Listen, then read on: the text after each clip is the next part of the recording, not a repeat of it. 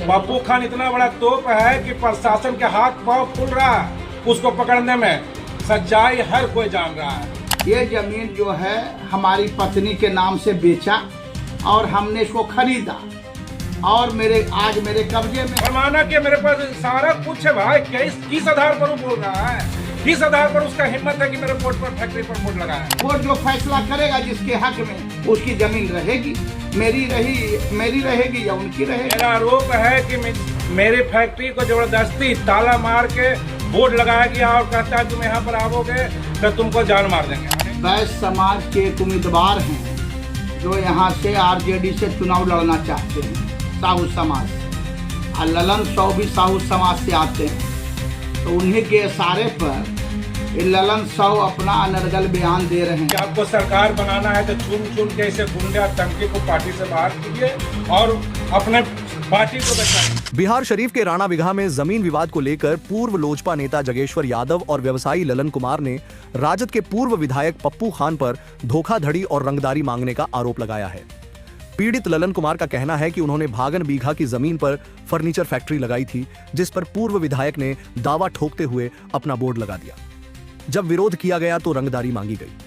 पीड़ित ने दावा किया है कि पूर्व विधायक ने अपनी राजनीतिक पैठ का फायदा उठाकर उनकी जमीन पर कब्जा कर लिया है। उनके पास इसके ठोस सबूत भी है।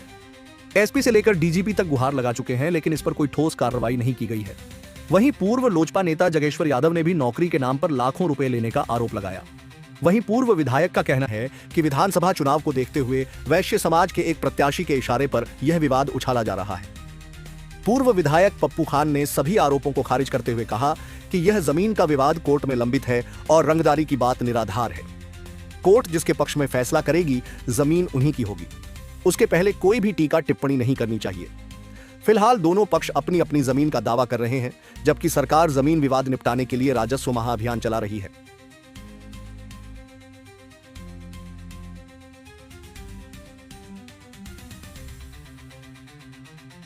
लालू यादव और तेजस्वी यादव से भी। लालू यादव से जी से यही कहना चाहते हैं, तेजस्वी यादव जी से, कि आपको सरकार बनाना है तो चुन के ऐसे गुंडे आतंकी को पार्टी से बाहर कीजिए और अपने पार्टी को बचाइए।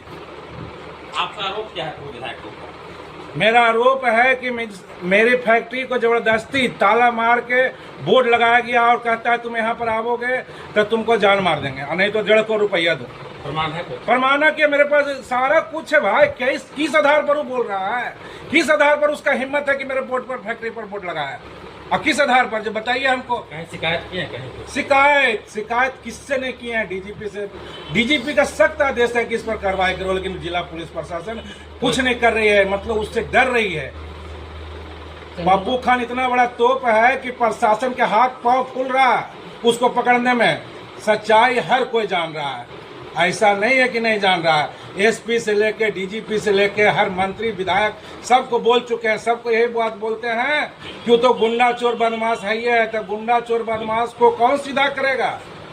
आपकी सरकार है, आप कीजिएगा, आपकी पुलिस प्रशासन करेगी।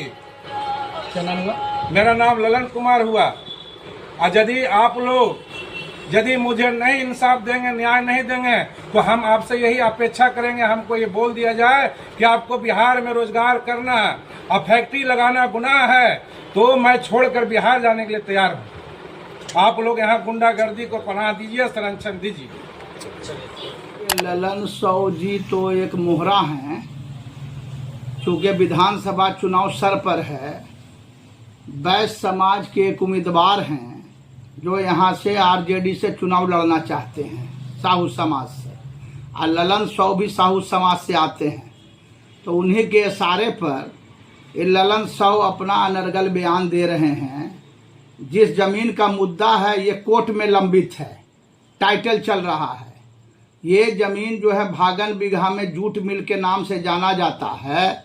ये जमीन लखन सिंह द्वारा 1935 में मुंशी साहू जी जो खतियानी मालिक थे उनसे खरीदा गया था, और तब से उनके कब्जा दखल में चला रहा है। रसीद मोटेशन सारा चीज लखन सिंह के नाम से, उनके वंशज के नाम से कटता चला रहा 2025 तक।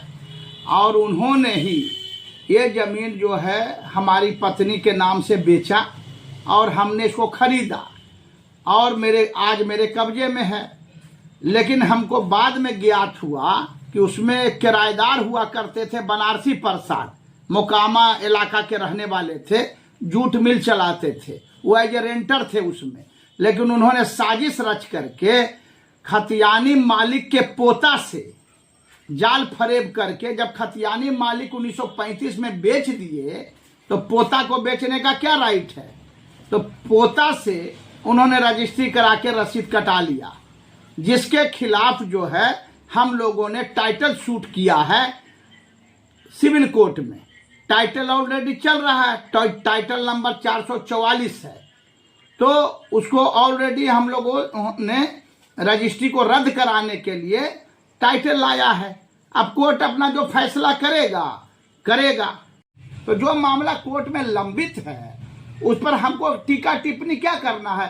कोर्ट जो फैसला करेगा जिसके हक में, उसकी जमीन रहेगी, मेरी रहेगी या उनकी रहेगी। इसमें सिविल मैटर है, क्रिमिनल मैटर तो है नहीं जो हम लड़ाई झगड़ा और फसाद की कोई बात करेंगे। उनके द्वारा कहा जा रहा है कि जान से मारने की भी धमकी दी जा रही है। कोई प्रमाण देंगे तब न भाई, हमने किसके सामने धमकी दिया, कहाँ धमकी दिया, मोबाइल पर धमकी दिया, उनके घर पर कहाँ धमकी दिया, कोई प्रमाण देंगे तो न। देखिए ये सब एक राजनीतिक साजिश जो है उस नेता के द्वारा की जा रही है जो आरजेडी से टिकट के उम्मीदवार हैं और भी बैस समाज से आते हैं।